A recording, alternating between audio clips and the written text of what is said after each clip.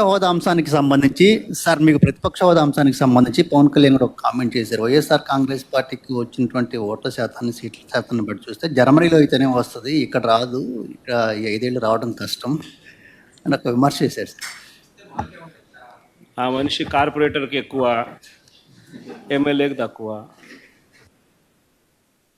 జీవితకాలంలో ఇప్పుడు ఎమ్మెల్యే ఒకసారి అయినాడయ్యా.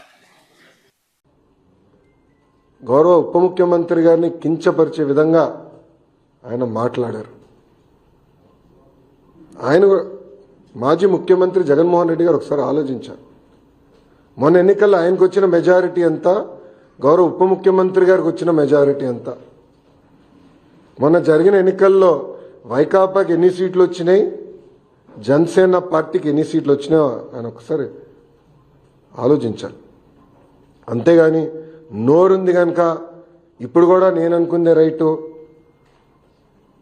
అధికారంలో ఉన్న వాళ్ళని నేను కించపరిచే విధంగా మాట్లాడతాను, ఎగతాళి చేస్తూ ఉంటాం నిజంగానే చాలా చాలా బాధాకరం. వెంకయ్యనాయుడు గారు పార్లమెంట్లో ఫైట్ చేయడం, ఆ సీన్ చూసిన తర్వాత బాధపడడం అవన్నీ జరిగాయి. అయితే వెంకటేశ్వరరావు గారు దాని మీద డెప్త్కి వెళ్ళి తెలుగువారి చరిత్ర, వేర్పాటు వాదం ఎందుకు వచ్చిందని పుస్తకం రాసే పరిస్థితికి వచ్చారు. 3వ పుస్తకం అక్కడి నుంచి వదిలిపెట్టలేదు.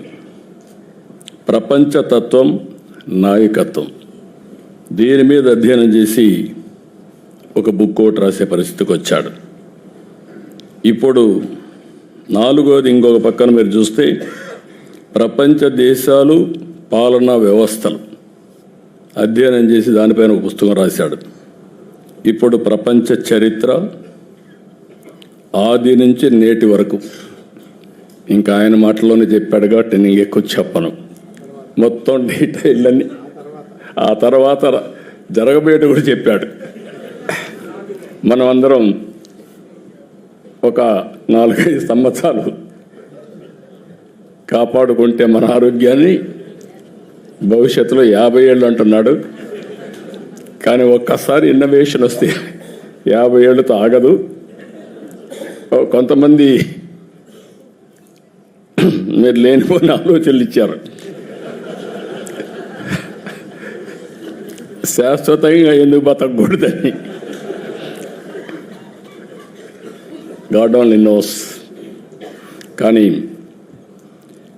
చరిత్ర కూడా మనం ఒకసారి చూస్తే ఇవన్నీ ఒక ఎత్తు అయితే,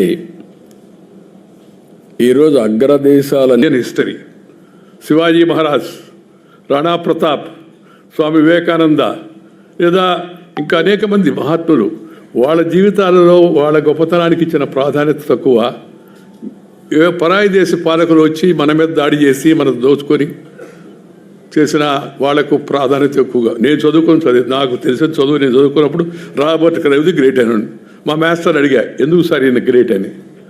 రాబర్ట్ క్రైవ్ గ్రేట్ అయ్యా, బలవాడు నువ్వు. అప్పటి నుంచి ఇప్పటివరకు నాకు ఇంకా బోధపడలేదు ఎందుకు దేనికి గ్రేట్ రాబర్ట్ క్రైవ్ అని. అంటే ఇంగ్లీష్ వాళ్ళు రాశారు కాబట్టి, వాళ్ళు దేశాన్ని దోచుకున్నారు కాబట్టి, ఆ దోచుకోవడంతో పాటు కొంతమంది మనస్సును కూడా దోచుకోబోయారు. అందుకని మన వాళ్ళు ఇప్పటికి కూడా బ్రిటిష్ వాళ్ళే గొప్పవాళ్ళయ్యా. కొంతమంది వాళ్ళు ఏం చేసినా గొప్పగా చేస్తుంటారు.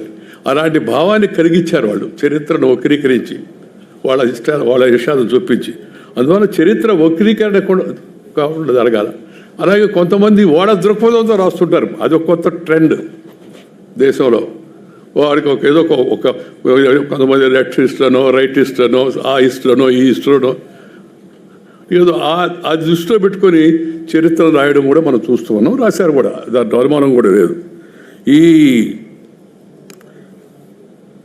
వెంకటేశ్వరరావు గారు రాసిన ఈ ప్రపంచ చరిత్రలో తనకు తెలిసిన, తాను సేకరించిన సమాచారాన్ని బట్టి ఏదో దృక్పథంతో కాకుండా ఉన్నది ఉన్నట్టుగా సరళమైన భాషలో మన ముందు పెట్టాడు. అందువలన అది సంతోషించాల్సిన అంశంగా నేను భావిస్తూ ఉన్నాను. మన వద్ద అంకెల వెంకటేశ్వరరావు గారు వీరందరూ వేదిక మీద ఉన్నటువంటి సందర్భంలో నిన్నటి నుండి నా కుటుంబ సభ్యులకి నేను వేస్తున్నటువంటి ప్రశ్న, ఇప్పటి వరకు ఈ క్షణం వరకు నాకు జవాబు రానటువంటి ప్రశ్న, నా పాత్ర ఏమిటి? ఇంతటి అద్భుతమైనటువంటి కార్యక్రమం జరుగుతున్నప్పుడు వేదిక మీద ఉన్నటువంటి వారందరూ కూడా ఈ కార్యక్రమం గురించి అన్ని కోణాల నుండి, ఒకరు ఎందుకు రాశానో చెబితే, మరొకరు ఎందుకు దాన్ని ఆస్వాదించాలో ఎందుకు చదవాలో చెప్పినట్లయితే, మరొకరు చరిత్రని ఏ విధంగా వక్రీకరించి ఎప్పటి వరకు రాయబడిందో దాన్ని ఎందుకు మనం సరిచేసుకుంటూ ముందుకు వెళ్ళాలో, ఇటువంటి అంశాలన్నీ కూడా స్పృశించడం జరిగింది. కనుకనే చెప్పాను, ఈ క్షణం వరకు నాకు జవాబు రానటువంటి ప్రశ్న నా పాత్ర ఏమిటి. అటువంటి సందర్భంలో నేను 2004వ సంవత్సరం మొట్టమొదటిసారి పార్లమెంట్లో అడుగుపెట్టినప్పుడు నాకు ఎదురైనటువంటి అనుభవం నాకు గుర్తుకొచ్చింది. అంటే ఒకంత మరీ సీరియస్గా కాకుండా ఒకంత కొంచెం హాస్యంగా ముందుకు వెళ్దాం అనేటువంటి ఆలోచన. పార్లమెంట్లో అడుగుపెట్టినటువంటి సందర్భంలో నాకు అప్పుడు ప్రశ్నలు ఎలా లేవనెత్తాలో, ఇంటర్వెన్షన్స్ ఎలా చేయాలో తెలియనటువంటి పరిస్థితి.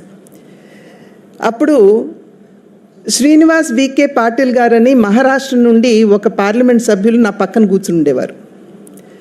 వారిని అడిగాను, భాయ్సాబ్ ఎలా నేను ప్రశ్నలు లేవనెత్తాలి, నేను ఎలా ముందుకు వెళ్ళాలి పార్లమెంట్లో అని అడిగినప్పుడు, పురంధేశ్వరి చాలా సులభం, నీ పేరు పిలుస్తారు, నువ్వు ప్రశ్న అడగటానికి నాకు ఒక అవకాశం ఇవ్వండి అన్నప్పుడు నీ పేరు పిలుస్తారు, పిలిచినప్పుడు నువ్వు చెయ్యి. మేము కూడా అనొచ్చు కదా, నువ్వు కోడి కత్తికి ఎక్కువ గొడ్డలికి తక్కువ అని. ఏ విధంగా బాబాయ్ హత్య జరిగిందో అందరికీ తెలుసు కదా. ఇది పద్ధత. ప్రజాస్వామ్యంలో మీరందరూ కూడా ప్రత్యేకంగా ఒక పద్ధతి ప్రకారంగా మాట్లాడుకోవడం అలవాటు చేసుకోవాలి. గౌరవ ముఖ్యమంత్రి గారిని, ఆయనకున్న అనుభవం, ఆయనకున్న పరిచయాలు, ఈరోజు భారతదేశంలో ఆయన కష్టపడి జాతికి అంకితం చేసిన అమరావతిని, పోలవరంని, విశాఖపట్నం స్టీల్ ప్లాంట్ని పూర్తిగా మీరు విధ్వంసం పాలు చేస్తే ఏ విధంగా కేంద్రానికి వెళ్ళి అక్కడ ఉన్న భారతీయ జనతా పార్టీ నాయకుల్ని, నరేంద్ర మోడీ గారిని, ఇతర నాయకుల్ని, ఆయన పవన్ కళ్యాణ్ గారు కలిసి రాష్ట్రాన్ని నిధులు తీసుకొస్తున్నారు. కలిసి పనిచేయాల్సిన సందర్భం కాదా ఇదని నేను అడుగుతున్నాను జగన్మోహన్ రెడ్డి గారిని. మీలో ఏమైనా ఇంకిత జ్ఞానం ఉంటే రాష్ట్ర ప్రజల పక్షాన్ని నిలబడండి. అభివృద్ధి కార్యక్రమం